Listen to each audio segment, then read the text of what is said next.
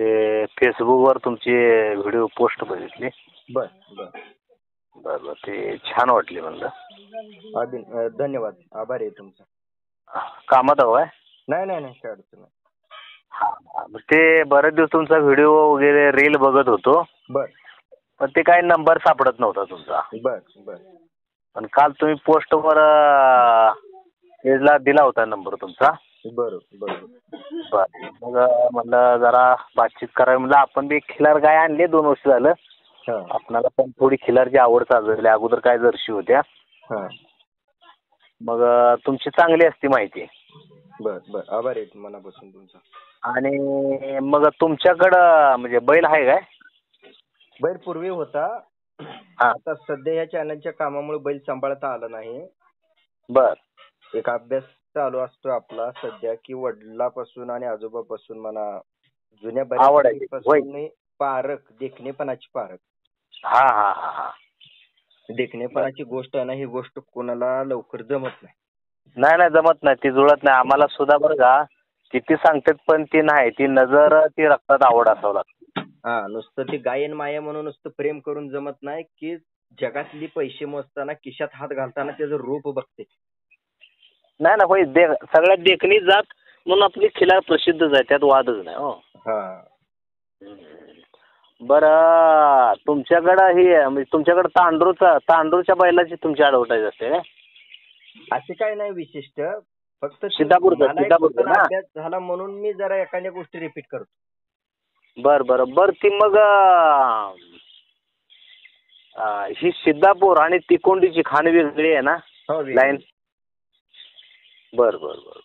ती भागाची गावाचीच नाव आहे, ती जे त्याच्या भागाचं काम आहे.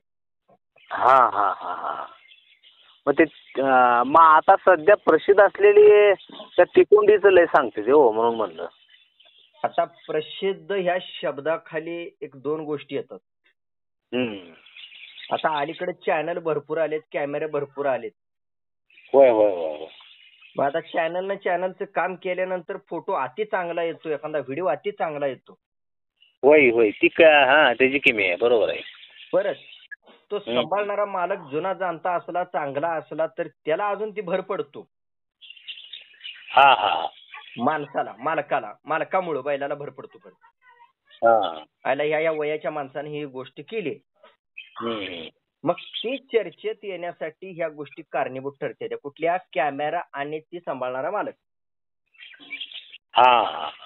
आलं लक्षात? त्यानंतर आज टॉपचा म्हणतात किंवा चर्चेचा म्हणतात, तर ह्याच्या पाठीमाग स्वतःला किती कळलं याचा अभ्यास कोणी करत नाही. बरोबर आहे, स्वतःला माहित पाहिजे. नाही त्यातलं स्वतःला किती कळलं. त्यात लहान वयापासून मोठ्या वयापर्यंत कळणं हा भाग वेगळा.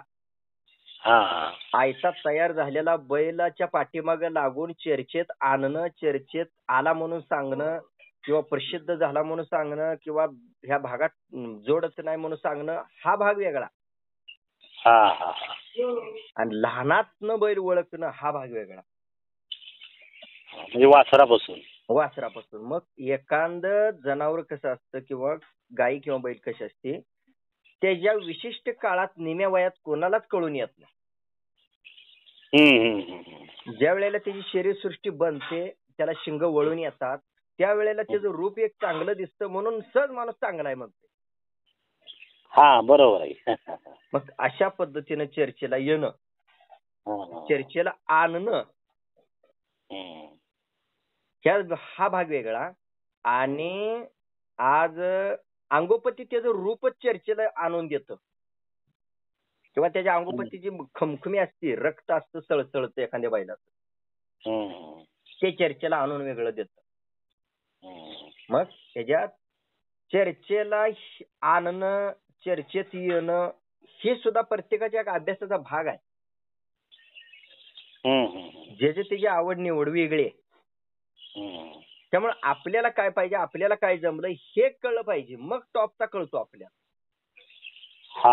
बरोबर. मग लय खोलात बोलताय तुम्ही, लय खोलात बोलताय. तुमचं ग्रॅज्युएशन झालं काय? होय. तेच म्हणजे शिक्षण पण आहे, अनुभव पण आहे आणि आवड तुम्हाला खूप आहे. ह्या सगळ्या तिन्हीचा संगम एकत्र म्हणजे राजमळगी. हा आहे. आणि ही जी तुमची जी भाषा शैली आहे ना ती खूप छान आहे. म्हणजे जिथं त्या पद्धतीचा शब्द वापरायला पाहिजे ते तुम्हाला अगदी छान जमतं बरं का. ते तुमच्यासारख्यांनी ओळखून मला प्रतिसाद दिल्यावरती मला परत पुढचं पाऊल उचलायचं ना.